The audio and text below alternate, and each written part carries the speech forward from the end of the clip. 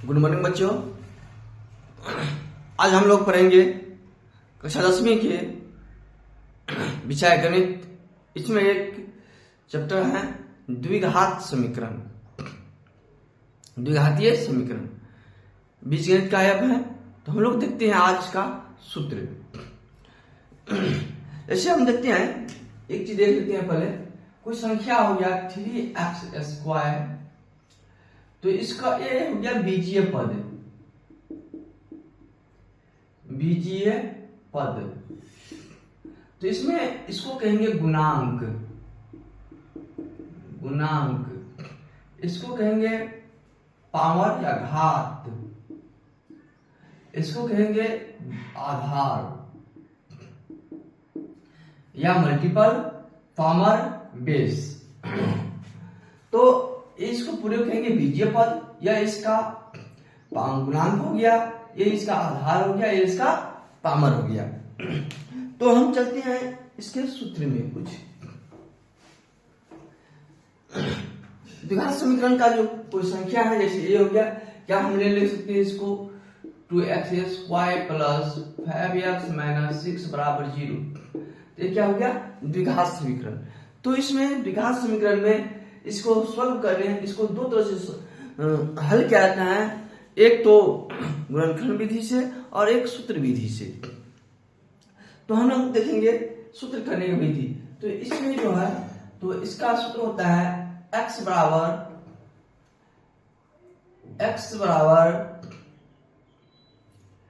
-b plus minus b² minus 4ac बटा 2a। या इसको लिख सकते हैं -b प्लस माइनस √d बटा 2a। d बराबर होता है b² माइनस 4ac। इसमें मूल में दो मान होते हैं, इसके दो मान होते हैं, एक अल्फा और एक बीटा।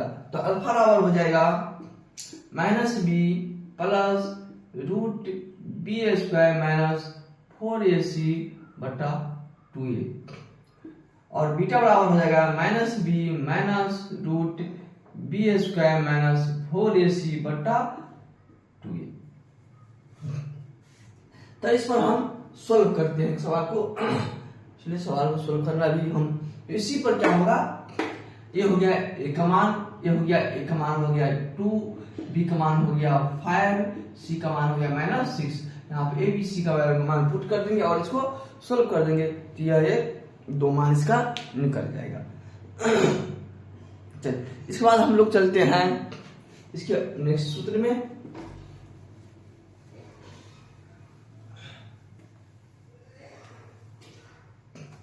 जैसे पहला सूत्र हो गया, क्या हो गया, ax² प्लस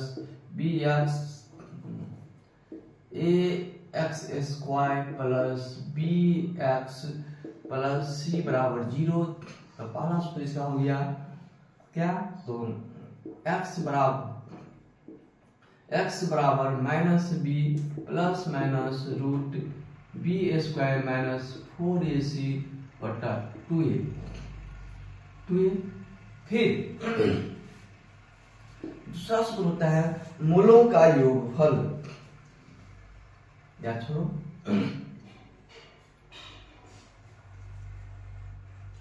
इसका व्युत्तर क्या आता है,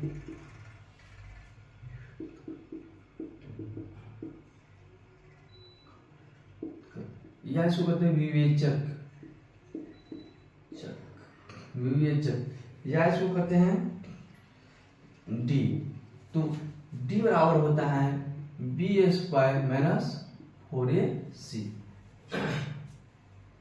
जब इसमें सूत्र आता है a, तो d बड़ा 0 हो, d का मान क्या हो, 0 से बड़ा हो, तो इसका तो मूल वास्तविक और असमान होता है। मूल क्या होता है, वास्तविक और असमान, समान। जब d बराबर 0, तो मूल वास्तविक और समान होते हैं, और समान। इसमें असमान हो गया, इसमें क्या हो गया, समान।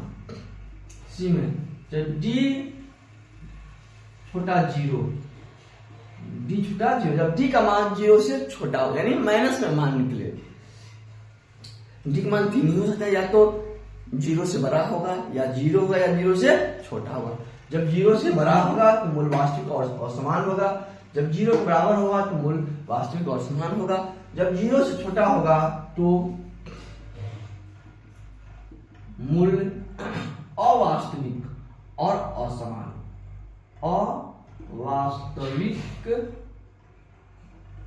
अवास्तविक और काल्पनिक, मूल अवास्तविक होंगे, अवास्तविक होते असमान होते हैं, होते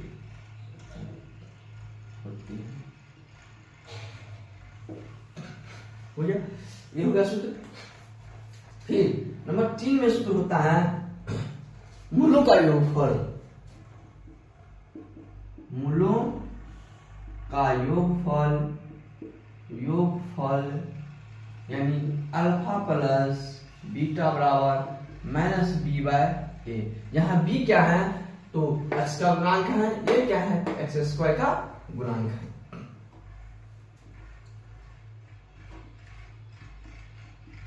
मूलों का गुणनफल यानी अल्फा इंटू बीटा बराबर होता है सी बटा ए। चलिए, तो हम इतना सूत्र देख लिए, फिर इसके आगे बढ़ते हैं।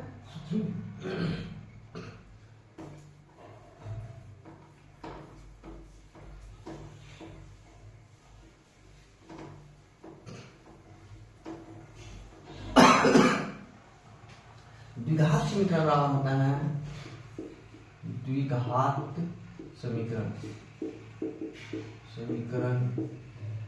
यदि अल्फा और बीटा का मान मालूम हो तो द्विघात समीकरण का सूत्र होता है एक्स स्क्वायर, द्विघात समीकरण x square minus alpha plus beta x plus x alpha plus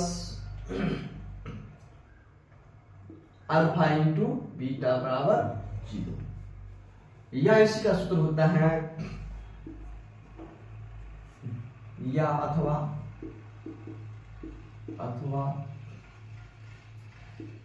x minus alpha into x minus beta बराबर 0। X minus alpha into x minus beta बराबर 0। लेकिन हमेशा इस सूत्र का जरूरत पड़ता है इसका। इसके बाद हम चलते हैं त्रिघात बहुपद में। एक द्विघात बहुपद था, अब चलते हैं त्रिघात बहुपद समीकरण। बहुपद लिखो, क्या हो गया, A X Q plus B X square plus C X plus D बराबर 0। तो इसको कहते हैं हम त्रिघात बहुपद। तो त्रिघात बहुपद का सूत्र होता है त्रिघात बहुपद बराबर होता है x Q minus alpha plus beta plus gamma x square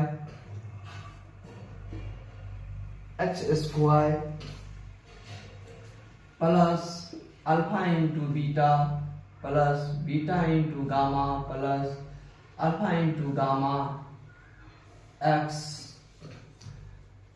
plus minus alpha into beta into gamma बराबर 0।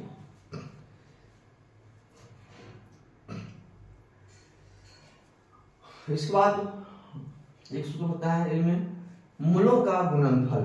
त्रिघात बहुपद में मूलों का योगफल, मूलों का योगफल योगफल, यानी alpha plus beta plus gamma बराबर माइनस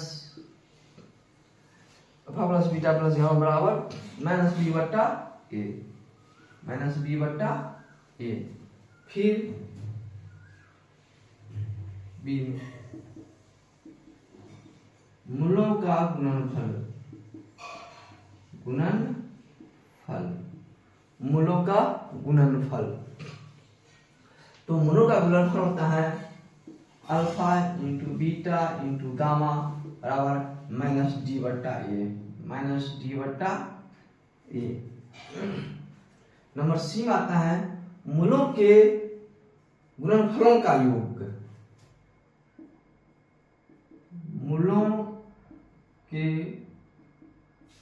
गुणनफलों